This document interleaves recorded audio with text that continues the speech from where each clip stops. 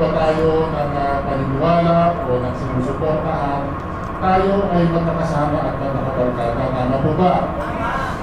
Wala ditong ibitan, wala ditong siraan. Basta masaya ako na nandito tayo lahat. Alam nyo, noong unang panahon, alam nyo naman ang panahon pa ng aking ama, iba dito na abutan pa si Jim Lopez. Eh talaga naman siya ay nakatulong at naging barkada mo rin. Eh ngayon naman, noong panahon pa naman, tayo naman ang makakabarkada kahit ano pa nangyari noon. Ewan ko lang ngayon, parang iba na yata, no? Iba ng politika ngayon, pero ganun pa man, ay tayo ay nandito ngayon para magsama-sama. Tama yung sinabi ni Coach Awit. Ito, ilaban natin, tulungan natin ang ating sarili sa pamamagitan ito ng pagsuporta sa ating itong minamahal na Yorme Isko Moreno. Palakpakan po natin si Yorme. At siyempre sa ating pong magaling na magiging Vice Mayor si Atienza. Gusto ko sanang habakan pa itong aking kasalita, pero si Yorme ay marami pang gagawin. Pero ako naman po ay nakikiusap sa ating lahat. Kayo po na nandito, alam ko na tayong lahat ay sumusuporta kay Yorme, kay Vice Chief, at sa ating mga kasamahan na konsyahal. Pwede ho ba makiusap sa inyo? Tutulungan natin yung mga konsyahal natin? Pwede ba straight tayo? Ito yung promise, ha? Alam mo, nagpapasalamat din ako dahil ito ay inisyatibo ng mga kasama natin na mga former o mga barangay chairman na nagsisi sa atin noon. Siyempre ito sa pamumunan nila Chairman Alex Lang, Chairman Oki, Chairman Jen, Chairman Michael, Chairman Alex, Chairman Renato Torno, at marami pa rin dyan. Gusto ho nila na magsama-sama tayo para ho maibalik o saliwain natin yung mga alaala noon at makatulog tayo sa ating barangay ay hindi na ho tayo naupo. Mga sinabi ni Consiawe, hindi pa tayo laos. Di ba? Hindi pa tayo laos. At naniniwala ho ako sa tulong ninyo, marami tayong magagawa. At kung sakali naman kung palari tayo, eh marami po akong plano para sa inyo, para sa grupo na ito. Kagaya ng sinabi ni Consiawe, ngayon nanak. Pero marami ako naiisip later on. Maaari din natin itulong sa mga former chairman, mga lingkod bayan. Siguro sa pamumunan ni Vice Chief Atienza, siguro later on makakapag-isip po kami na ito pwedeng maging benepisyo po ninyo. Kagaya ng mga siguro. At Philippine, kung sakali naman palagi tayo, pwede naman, later on, ako naman makatulong sa inyo, baka po pwede, gawa ko ng paraan na magkaroon kayo ng PhilHealth at ako na bahala ng bayan mo. Kaya po natin yan, dahil hindi naman ang kalakihan, pero tingin ko, makakaya ko po yun sa tulong ng mga kasama ko, sa tulong ni Yorme, sa tulong ng Vice Chief. Kaya po, nandito ako ngayon upang makiusap sa inyo. Ako ay tumatayo ngayon para po makiusap at pakumbaba po sa ating lahat na umaaari po. Tulungan po namin ang Yorme's Cause. Tulungan po ninyo ako dahil alam ko mabigat ang laban na ito. Kung hindi po sa tulong ninyo, baka mahirapan tayo. Pero kung bawat isa sa atin magtatrabaho at magtutulong-tulong, tingin ko tayo ay magwawagi kabutihan, mga paupuruhan, polisiya at mga bagay na makakatulong, hindi lang po sa inyo kundi sa ating komunidad sa Distrito 2. So, hindi na po ako magpapakatagal at kinagagala ko ito ipakilala ang ating mga kasamahan. Dito po ang isang tao na anak po ng isang lingkod bayan na nagsilbi po sa atin ng matagal, na si Alcalde natin, Mayor Vito Atienza, napakabait po at napakatalino na marami pong magagawa bilang isang pinuno ng ating sangguniang lungsod ng Maynila, magagawa ng maraming para sa ating lahat. At alam pong mahal na po kayo. Kaya pinakikilala po natin, palakpakan po natin, Vice G. Atienza.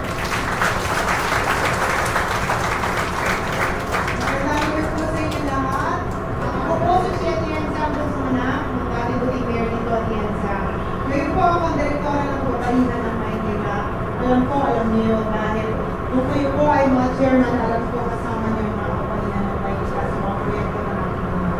Marahil ngayon hindi lang po nakita ang aking mukha, pero hindi po ako nawala sa Maynila. Dahil bata pa lang po ako ay nagsilbing parang missionary. Although 7 years ago ako ay naging isang broadcast journalist, at doon po nakita ko itong problema ng ating bansa. Sa paglibot ko dito sa Maynila, nakita ko pareho rin pala ng mga nararanasan ng ibang mga tao sa ibang lugar dito sa Pilipinas. At kung dati bilang isang broadcast journalist, ako'y sinigaw ko ang boses ng ating mga kabayan na patimanan, ang sinabi ko, gusto ko muna isigaw ang boses ng mga Manileno dahil ako po ay tupong Manileno. Ako po ay isang Manileno. At narito ako, naalala ko noong panahon ng aking ama, lahat kayo dito nakaranas na may matangos na dito. Kayo ay mga chairman. Dahil alam ko, ilalala kayo ng aking ama. At alam ko, special kayo sa kanya. Naramdaman niyo yun, tama po ba? Kung umiikot ako sa iba't ibang barangay, alam ko na may miss niyo ang mga bigas at ako. Tama po ba? Susubukan po natin ibalik lahat yan balang araw ako hindi sila kaya. But more than anything, mararamdaman niyo ang kanina ulit na naramdaman niyo ang kanina natin. Kahit na wala na po kayo sa posisyon ngayon o gusto nyo mag-retire na kayo, dahil kayo po ay kasama ng aking pamilya, wala naman po pamilya at yan sa hindi nyo po kami sinuportahan nyo. Dahil ako po magpapatuloy ng laban ng aking mga pangulan na naramdaman nyo ng panahon niya, yun pa rin po ang mararamdaman nyo. Dahil alam ko, kasama ko si Jorge Escobar at Magoso at alam po ang aking mga pamilya kayo. Makakaasa kayo na bilang misi ang natin na susuportahan ko po ang aking mga programa niya. Dahil naniniwala ako sa aking pagsuporta kay Jorge, sinusuportahan ko po ang bawat.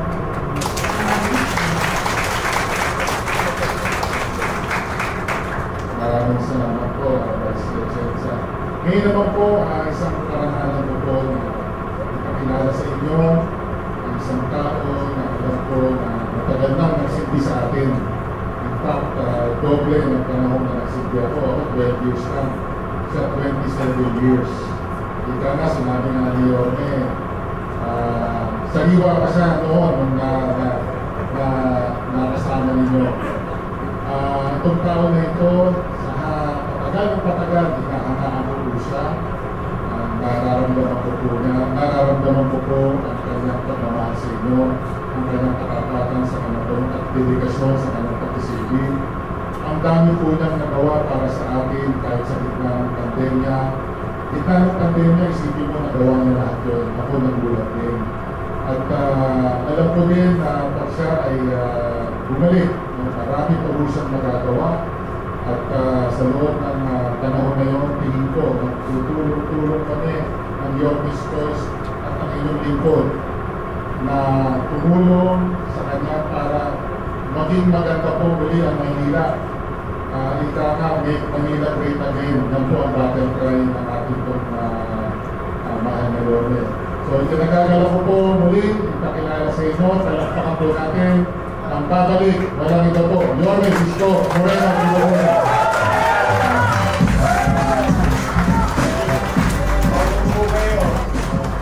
Magandang gabi sa inyo lahat, mga may asim pa. Opo, sabi nga habang buhay, may pag-asa. I am very grateful today to see common faces, familiar faces. Because one way or another, some of you, most of you, nakasama ko sa aming laban at laban ng aming mga naging grupo noong araw. Kaya I'm happy to see na kayo ay nakaligtas sa pandemya. Opo, dahil alam natin yung iba nating kasamahan. Kaya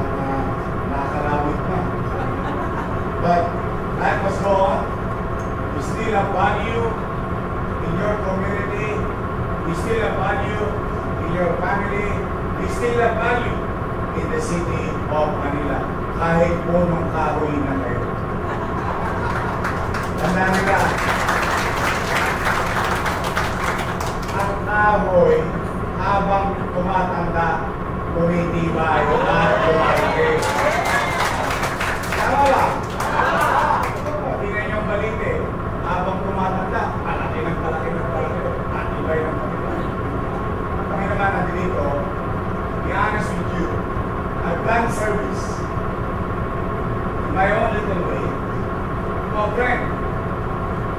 No question about it. Tumulong ako sa isang kaibigan. Masaya ako. Sa maliit ko na pala. Yung katagumpayan niya, kung limunin man niya ako, hindi. Masaya akong nakita ko siya, nakamit niya ang ruro ng good for me. Then I move on. Because, ano naman, ako sa political visa. Sa maling mananaw ng ilang politiko, yung mga nakapagpahinga sa politika, dahil pa ang tayo. Okay. Yung tayo, tinadapuan ng langaw. Yung politiko wala sa pwesto, kahit langaw walang gumaraw. Tama ba? Pero ang pagtingin nila, iba naman ang pagtingin ko. Okay. Isa, siguro, una ipinagpapasalamat ko sa Diyos. Pangalawa, ipinagpapasalamat ko sa tao. Pangatlo, ipinagpapasalamat ko na ako'y tinulungan ng mga leader ng ating siyudad. Convention is kayo yun at iba pa natin. Same manner, tinulungan ko rin itong ating mga campaign na tagumpayan nila kung pangarap nila sa mga. And sorry, we move on with our lives. Kasi tayo, kahit paano, pangakat tayo. Maglalakad tayo sa Waguna, sa Rahabaco, panalo sa mga natin, na tayo naging bahagi ng tagumpay ng ibang tao. Tama ba? Kaya naman, let's move on with our lives. Tulungan naman natin magtagumpay si Carlo Lopez.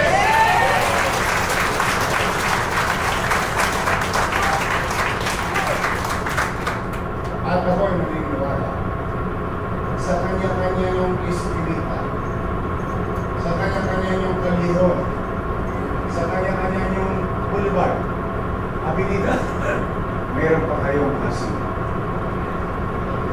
Yung kayo at yung asawa nyo lang, malaking bagay na. Yung kayo at yung asawa nyo at yung anak nyo, malaking bagay na. Yung kayo, buong pamilya nyo at kaanak nyo, malaking bagay na. Kaya bago kayo lumayo at pumunta sa mga kapitbahay, puntahan nyo muna ang inyong mga mahal sa buhay. Let's start from there. From there, we go further. We now go to our neighborhoods. The people that you have helped. Bakit? Hindi kayo magiging punong kaway kung hindi kayo naglingkod ng maayos sa inyong kapwa-tao, sa inyong barangay. Hindi kayo tatagal ng ganyan sa pagpinigod sa barangay kung wala kayong nagawang pagpinigod. At kung sino man yon, walang iba nakakalam, kundi kayo din ang nakakakilala sa kanila. Kaya naman, hindi naman siguro masama na kayo lumapit. Humingi ng tulong. Huwag niyong hahayaan na hulaan nila na kailangan natin ng tulong. Mas magandang malaman nilang hinihingi natin ang tulong nila sa katagumpayan ni Congressman Carlo Lopez. Paliwanag ba? Kaya niyo ba yun? Kaya niyo ba yun? Kahit alam po yung iba sa inyo yung nagbibilang na lang ng hamba. Pero may isa-isa yan. Darami rin yan. Tama mali? Oo, kaya pa yan. Matigas pa tuhod ninyo. But I know you can do it. We did it to somebody, we can do it with Carlo Lopez. At ako, ang iniwan ko sa inyo dito, ako all the way. Yung iba nga sa inyo nagtapos sa akin kasi all the way ako sa kabila dati. Tama mali? Because that is me. Now, dito na lang naya pato ko, naya pati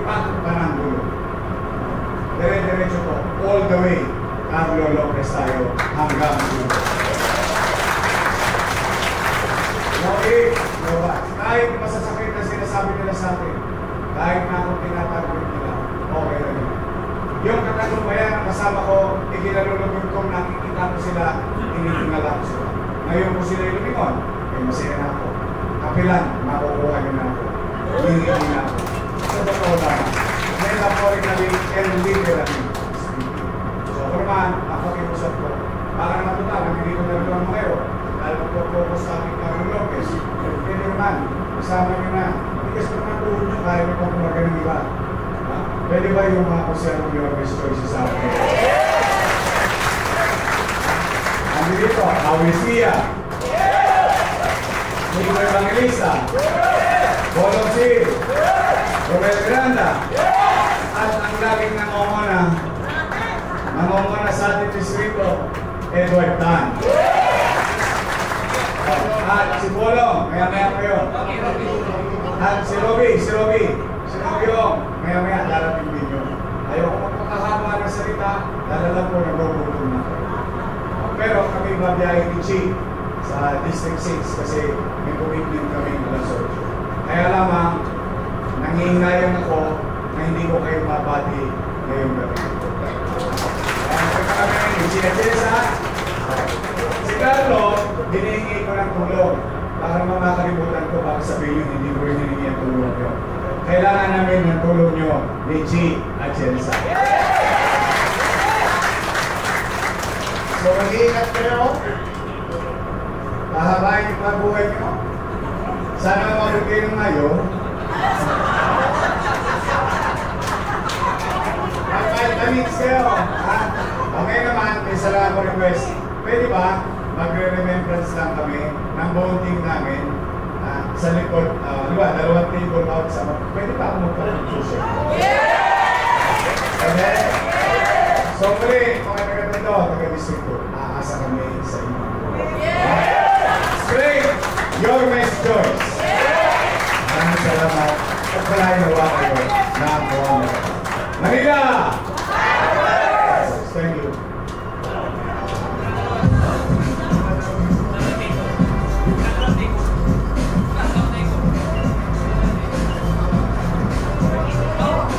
Dalawang po siguro wala kaya na. Pero kung ako na po yung dalawa dito, bubo po kami